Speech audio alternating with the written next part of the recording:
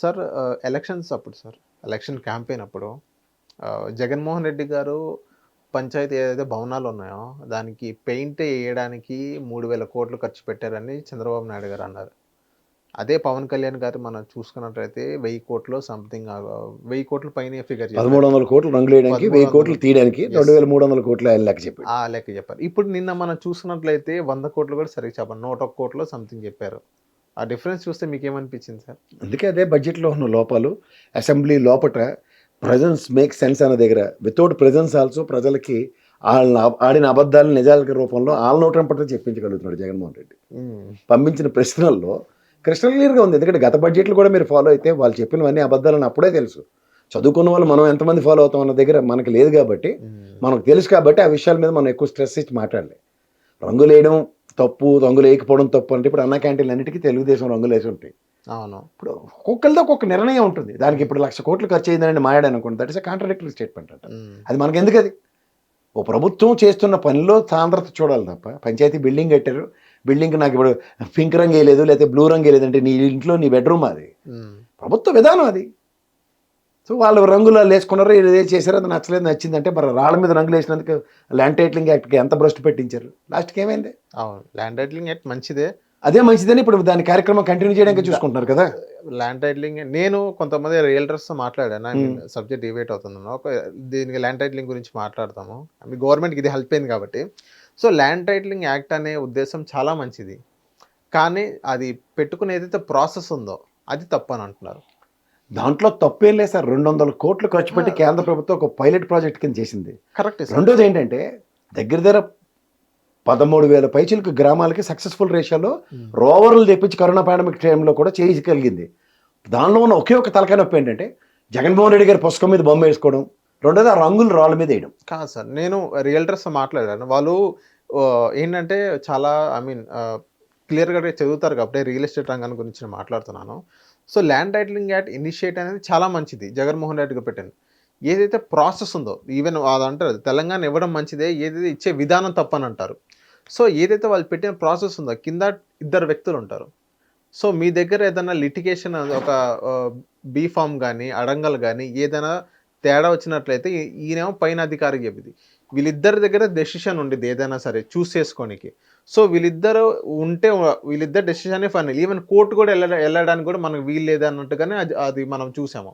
So వీళ్ళిద్దరు ఏదైతే decision ఉందో వాళ్ళ సొంత మనుషులకి ఇస్తారన్నట్టు కూడా అందులో రాసింది. ఏదైతే ఒక మంచి గవర్నమెంట్ అధికారికి కానీ ఇంకోళ్ళు కానీ ఇచ్చినట్లయితే కొంచెం వెసులుబాటు ఉండేది. సో వీళ్ళిద్దరు డెసిషన్ కీ డెసిషన్ కాబట్టి ఇది అందుకనే తప్పు అన్నట్టుగా రియల్టర్స్ చెప్పారు చాలా మంది. వాళ్ళ మొహం అని చెప్పండి డైరెక్ట్గా. ఇనిషియేట్ అయితే మంచిది, వాళ్ళ మొహం అని చెప్పండి. ఎందుకంటే విధి విధానం నేను చదివాను. నేను అజయ్ కలాం గారితో ట్రావెల్ చేశాను దాంట్లో. ఓకే, నేను ఆయనే దానికి సుప్రీమో జగన్మోహన్ రెడ్డి గారి గవర్నమెంట్లో. మీరు చెప్పిన ఆ 2 వ్యక్తులు ఆర్డీఓ స్థాయితో ఉన్న వ్యక్తులు. తర్వాత ప్రతి గ్రామంలోనూ సర్వే చేసిన తర్వాత మైన్యూట్గా 1% 2% ల్యాండ్ డీవియేషన్స్ కనబడ్డాయి. వాళ్ళు మీరు చెప్పిన ఆ రిజిస్టర్లో ఎక్కించుకున్న తర్వాత స్పాన్ ఆఫ్ 2 years. ఎందుకు అంటే ఇది గౌరవ కోర్టుల్లో చాలా వరకు సివిల్ కేసెస్ ఉన్నాయి. అవును, ఇవి అప్రహెన్షన్స్ రైజ్ చేసింది మోస్ట్ ఆఫ్ ద సివిల్ లాయర్సే. ఎందుకంటే వాళ్ళకి సంవత్సరాల తరబడి కోర్టుల చుట్టూ తిప్పుకొని రక్తాలు తాగడం అలవాటైపోయి ఎప్పుడైతే ఈ విధమైన ప్రతిపాదన వచ్చిందో దీంట్లో ఏమవుతుంది, ఇప్పుడు ఊర్లో మీరు నేను ఉంటున్నాం అనుకోండి, ఒక ఊర్లో మిగిలిన 98% ల్యాండ్లో లేని అప్రహెన్షన్స్ మన ఇద్దరితో ఎందుకు వస్తాయి? గతంలో కరణం మున్సిపల్ ఉన్న వ్యవస్థలో మీరు గమనించట్లేదు, ఎల్లయ్య పుల్లయ్య ల్యాండ్లు కూడా అక్కడ గ్రామ చట్టసభలు లాంటివి జరుగుతూ ఏంద్రా ఈ పుల్లయ్య ల్యాండ్ పక్కన 10 సెంట్లు ఎంతో పక్కవాడు ఎల్లయ్య దగ్గరికి వెళ్ళింది ఇలాంటివి అన్నప్పుడు, కాదయ్యా పుల్లయ్య ఎల్లయ్య కాకుండా వాళ్ళు ఇంకో లింగయ్య దగ్గర ఉన్న ల్యాండ్ అది, వీళ్ళది కాదన్న దగ్గర సవరణలు చాలా చేసేవారు. 6 బుక్లో నాట్లు, బుక్ 13లో నాట్లోను. సో ఇవన్నీ మీరు గమనించుకోగలిగితే ఆద్యంతం మొత్తం 99% సక్సెస్ స్టోరీ ఉంది దాంట్లో. జస్ట్ మైన్యూట్ 1% 0.1% అప్రహెన్షన్స్లో ఏది ల్యాండ్ టైటిలింగ్ యాక్ట్కి సంబంధించిన యాక్ట్ ఈజ్ 100%. ఎందుకంటే పాశ్చాత్య దేశాలన్నింటిలోనూ ఇవాళ దానికి సరళీకృతం అయిపోయింది. ఓకే, ఇక్కడ మనకి దేశంలో చూడండి, ఎవరైనా ఫారినర్స్ వచ్చి ఇన్వెస్ట్ చేద్దామన్నా ఏం చేద్దామన్నా బేసిక్గా వీళ్ళు చూపించే అంశం ఏముంటుంది, ల్యాండ్ టైటిల్ క్లియర్గా లేదండి అని. మీకు అర్థమవుతుందా? సో ఎప్పుడైతే ఈ ప్రతిపాదనలకి ల్యాండ్ టైటిలింగ్ అనేది క్రిస్టల్ క్లియర్ ఉందనుకోండి, ఇన్వెస్ట్మెంట్ మాడ్యూల్కి స్వర్గధామం అవుతుంది. అవును, ఇప్పుడు ఎవడో సడన్గా ఒక ఇండస్ట్రీ పెట్టిన తర్వాత, ఇప్పుడు తిరుపతిలో ఒకటి చూడండి ఇష్యూ, నేను చంద్రబాబు నాయుడు గారు వెళ్తుంటే ఆవిడకి ఒక చిన్న ఎంఎస్ఎంఈ యూనిట్ లాంటిది పెట్టుకుంది. ఆ ల్యాండ్ డిస్ప్యూట్లో ఉందంట. ఒకరి తర్వాత ఒకరు వచ్చి ఆ అమ్మాయిని బెదిరించి లాక్కునే దగ్గర ఆవిడ చంద్రబాబు నాయుడు గారికి మొరపెట్టుకుని వెళ్దాను. పాపం ఆయన పరిస్థితి, వాళ్ళ బ్రదర్ పోయి ఉన్నారు కదా, అక్కడ అలౌ చేయలేదు. కానీ నేను అంటుంది ఏంటంటే, ఇప్పుడు ద ల్యాండ్ టైటిల్ యాక్ట్లో కనుక ఆ గ్రామం సర్వే చేసి ఉంటే ఇట్లాంటి అప్రహెన్షన్స్ అన్ని క్లియర్ అయిపోయి ఉందని కదా. అవును. సో ఇట్లాంటివి ఎప్పుడైనా సరే ప్రభుత్వం కొన్ని తీసుకున్న నిర్ణయాలు, కేంద్ర ప్రభుత్వం పైలట్ ప్రాజెక్ట్ కింద ఆంధ్రప్రదేశ్లో చేయగలిగింది. It's a huge success story. పక్కన ఒరిస్సా వాళ్ళు అయితే మాకు ఈ స్టాఫ్ని ఇవ్వండి ఇదని, మీకు తెలుసో తెలీదు, సర్వేర్లు 4 ఉంటారు, ఒక్కొక్కరిని రిక్రూట్ చేసుకోగలిగారు. ప్రతి గ్రామానికని అగ్రిగేట్ని ఒక సర్వేర్ ఉన్నాడు.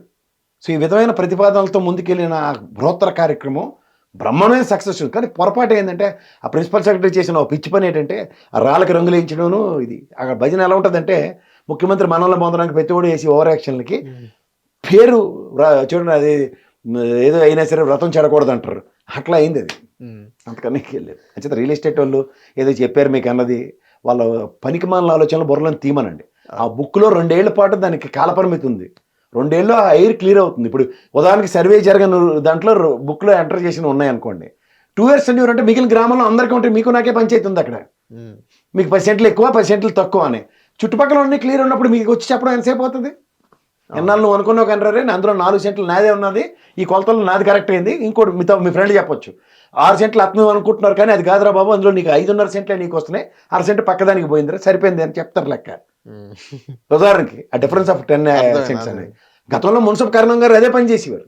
అదే వ్యవస్థను ఇప్పుడు ఇంప్రూవ్డ్ వెర్షన్లో స్ట్రైట్ లైన్ మెథడ్లో సర్వే చేస్తే, ఈవెన్ అది శాటిలైట్తో లింక్ చేసే సర్వే సార్, 0.08% కూడా డీవియేషన్ ఉండదంట. అవును. సో ఇంకా ఆబ్వియస్గా ఎక్కడ పోతుంది మిగిలిన ల్యాండ్?